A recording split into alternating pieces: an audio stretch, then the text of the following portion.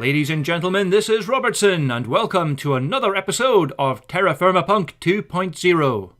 Since the last episode, I've been busy making myself at home in this primitive Stone Age village, and as you can see here, I have even built myself a small house.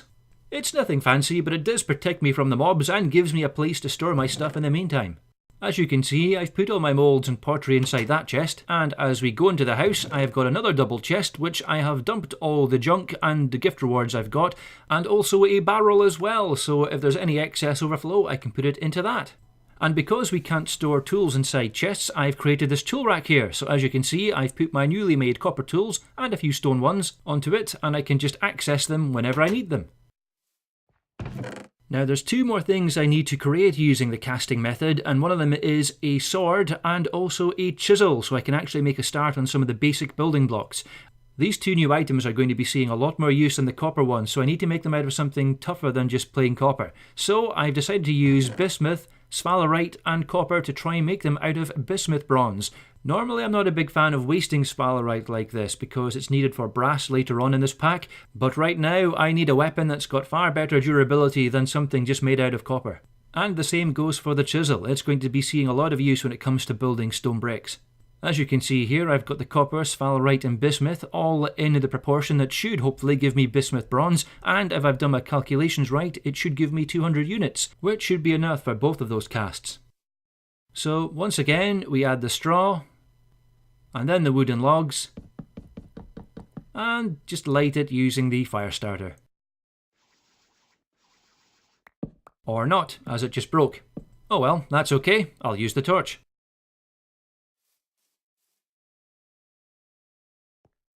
Perfect. Right, whilst I'm waiting for that to get done, I'm going to go exploring and see if I can find some more food, because right now I have only got tomatoes and a cabbage to eat, and that's going to run out pretty quickly. So I'll head down to where the coast is and see if I can find some seaweed. If I'm lucky, I might actually come across some plants or bushes that have got fruit that I can eat as well. I also need to gather more seeds so I can plant crops later on. The only thing is that actually might be an issue because we're really far north, and I've just realised that the temperature's quite low here most of the time, so growing crops is going to be quite a challenge once we get around to it, because there's only going to be a couple of months during the year where we can actually do it properly. I'm not actually seeing any seaweed near the coast here. I'll try going for a quick swim to take a look. It might just be the case that the seaweed's deeper down in the water here.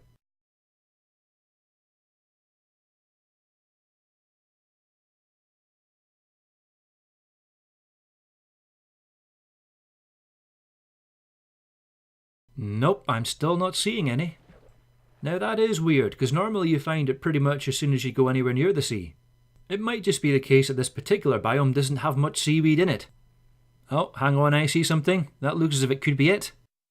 No, it's tetrahedrite, which is used for making copper. I should probably call this place Copperland, because there certainly seems to be an abundance of it here.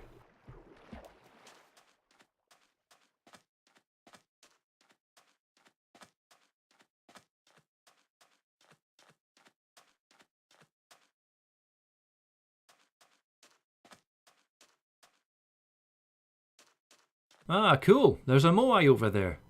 This place is like a mix of Skara Brae and Easter Island.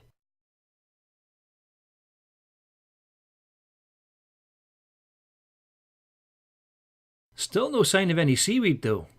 Unless, of course, maybe the oceans are dead. After the Great Cataclysm, maybe the sea is irradiated or full of toxic waste. And I've been swimming in it. Wonderful. Right, I don't want to go too far, so I'll make my way back inland again now and make my way in a sort of semicircle back towards the village. I'll explore further later on once I've made myself an atlas, because it'll make it a lot easier to find my way back to the village again.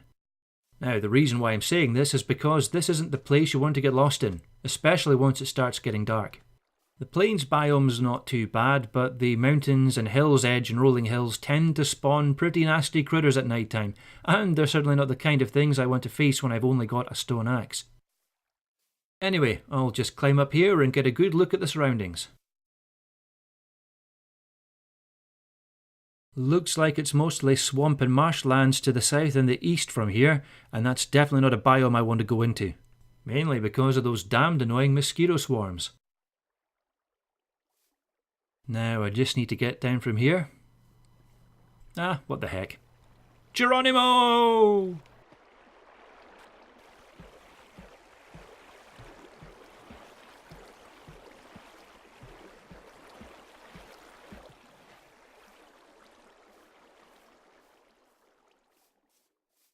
And it looks like I found oil. It's not much use to us right now, but it will be later on, so I'll have to make a mental note of this location and come back to it once we can use it.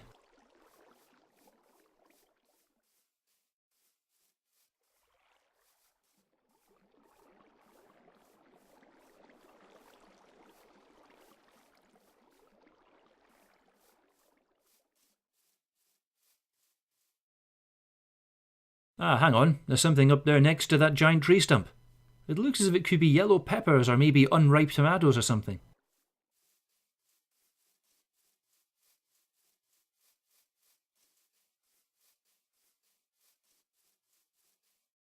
Oh, a brief stutter there. Must be loading a new part of the terrain. Oh, this stuff looks weird. What is it supposed to be?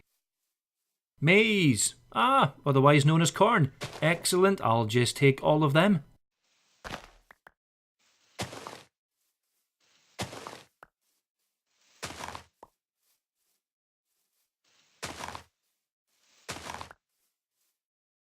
Hey, nice one. I've got tons of the stuff now. That'll keep me fed for days.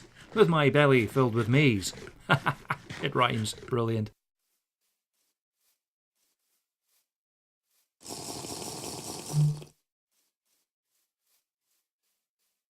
Well, that was a relatively successful trip, but now it is time to head back.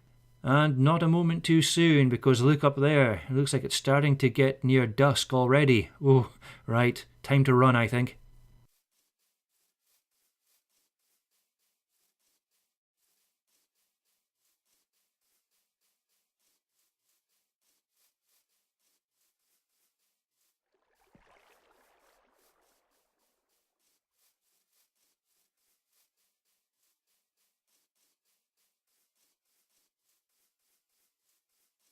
Hang on a second, that looked like gold. Ah, it was gold. Cool.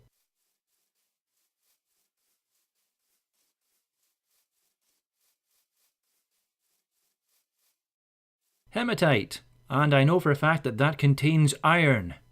So I know exactly where to come back to once I need that in future. And the pit kiln is still burning. I honestly thought it would be finished by now. Oh well.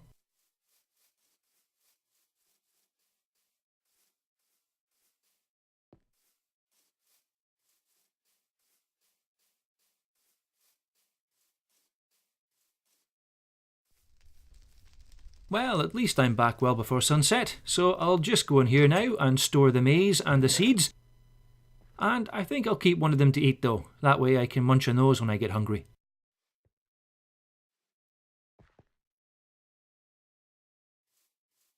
I'll just chuck the rotten tomato though. Not much eating left on that thing, that's for sure. Ah, and the pit kiln is done. Excellent. Time to get my melted bismuth bronze.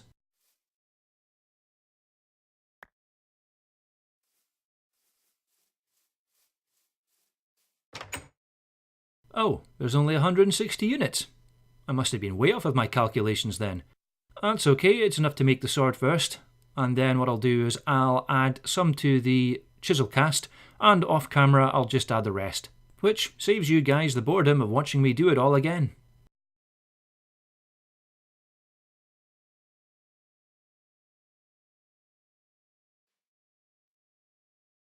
There we go. I am now the proud owner of a brand new bismuth bronze sword, which means I can now actually do a respectable amount of damage to the mobs. In fact, now looks like a really good time to test it out. Take that, you undead top hat wearing freak. Nice one. I'm not exactly sure what that bright blue ectoplasm stuff does, but I'll store it in the chest for later use anyway.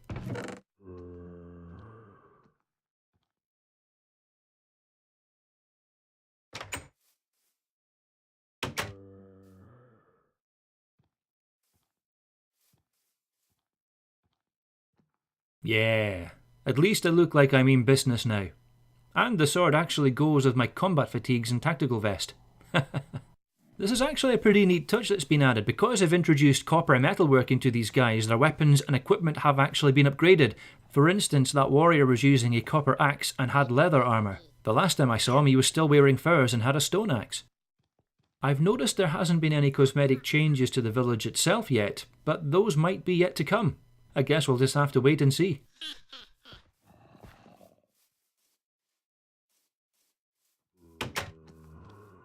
Unfortunately, I still don't have a bed yet, so I guess I'll just have to wait out the rest of the night.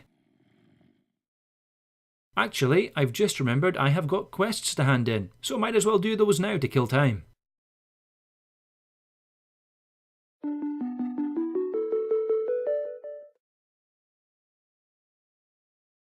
Ah, reeds as a quest reward, excellent. I'll definitely need those.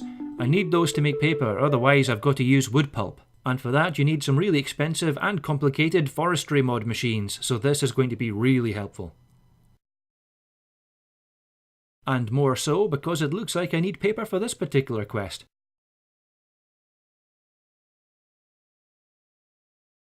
Luckily I made the gold pan earlier, so I can claim this one as well.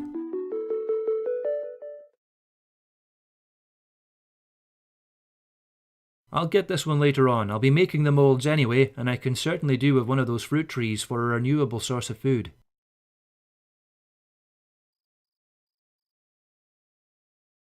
Right, that's pretty much everything done. I'll see you guys in the morning. Right, it's time to get up, and the first thing I'll be doing this morning is planting these reeds next to a water source. They grow pretty quickly, and they should soon be providing us with a constant source of paper.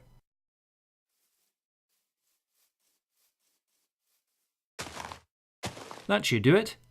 The next thing I need to do is make an atlas, and for that I need animal hide. So what I'll do is I'll head up in this direction, because if I remember correctly this is where the last group of pigs were, and I'll try and see if I can kill one but leave a breeding pair just so I can collect the meat and the hide from it, and hopefully, along with the feathers I got from the pheasant I killed yesterday whilst I was building my house, that should be enough to make an actual atlas. There they are, just up ahead.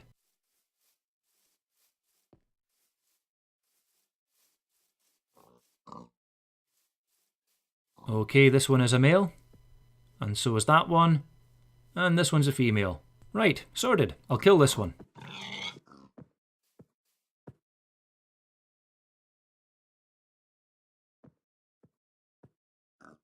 And there we go, one empty antique atlas. I'll take it back to the village before I activate it though. Hold on, I've just had a thought. Everything in the village has changed, so it might be worth me speaking to the village elder again, just in case he's got something new to say. Or maybe some of the other NPCs.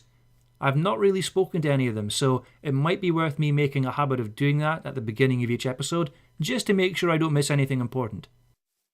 I mean, I have been told that the NPCs that are responsible for driving the storyline will have unique names or have different names from the rest of them, so hopefully that'll be enough to let me know who I need to speak to and when. Anyway, before I do that, let's get a campfire built here just so I can cook some of this meat, and I'll also get around to activating this antique atlas.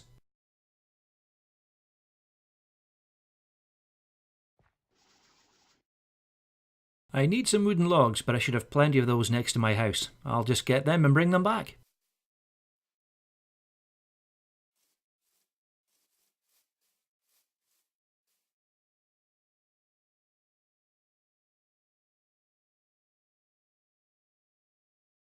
There we are, that's it cooking away nicely.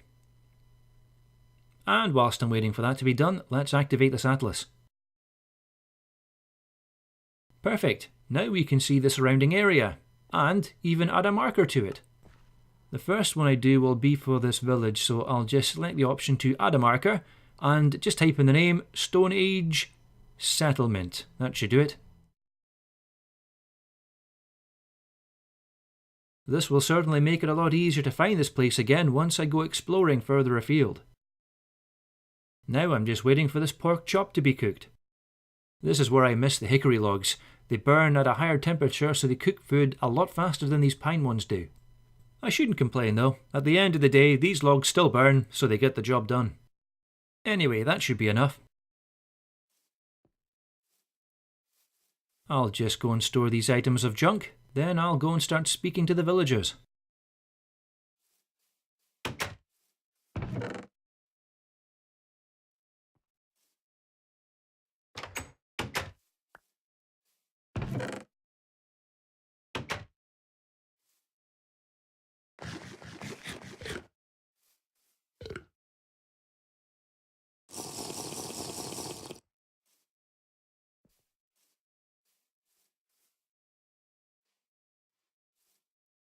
Oh, the Klingon's not talking. I am a warrior. I have nothing to say to you.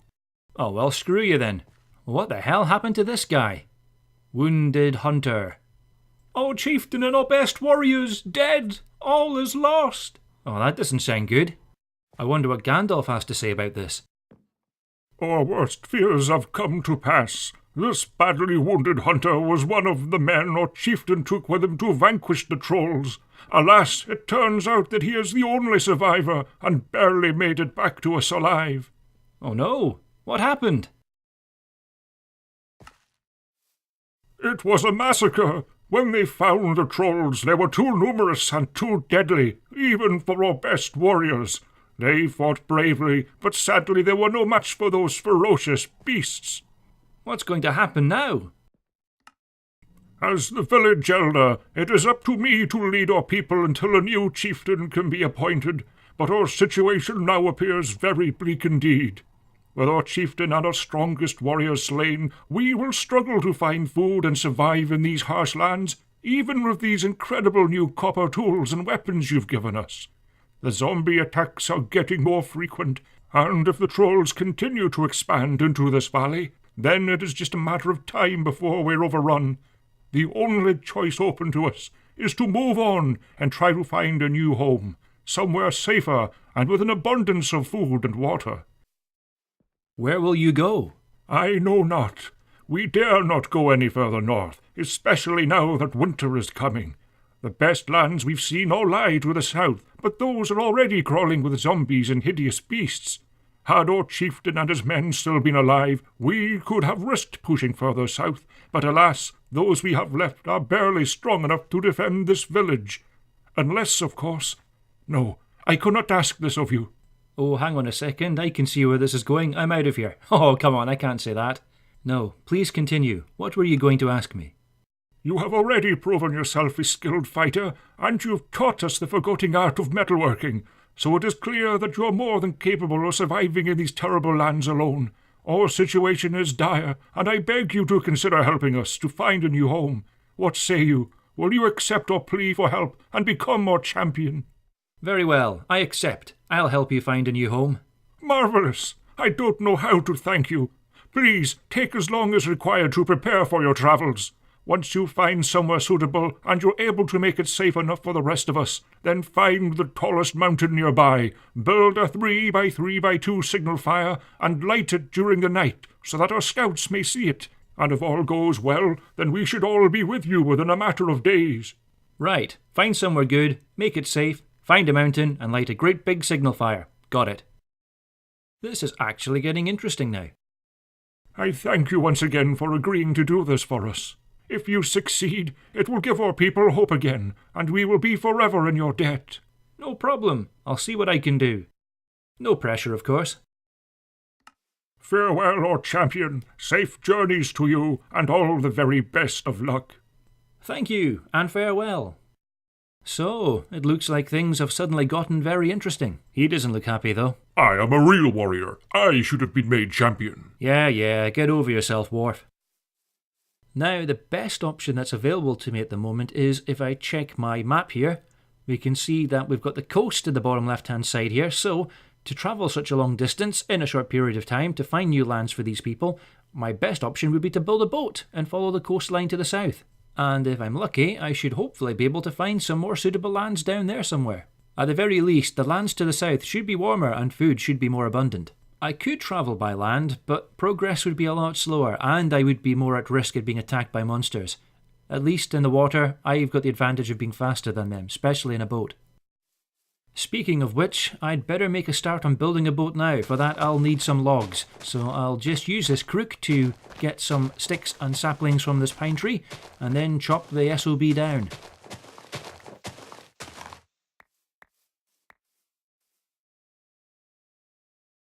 What I'll also do is take some building supplies and basic materials with me, and probably those copper tools I've just made, so when I do eventually find a good settlement location, I can establish a basic base of some sort and make a start from there.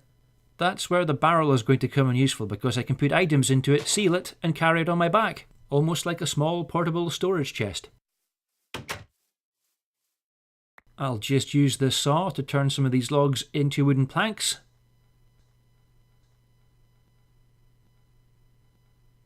And with those, I can build myself a boat. There we are. Yeah, I know, it's more of a coracle than a real boat, but hey, it gets the job done, and that's what counts. Well, it's starting to get dark, and I've got a long day ahead of me tomorrow where I begin my great adventure to find a new home for these people. So now looks like as good a place as any to wrap things up. Remember, if you liked this video and you'd like to see more, remember to like and subscribe, that always helps. And as always, this is Robertson, signing off.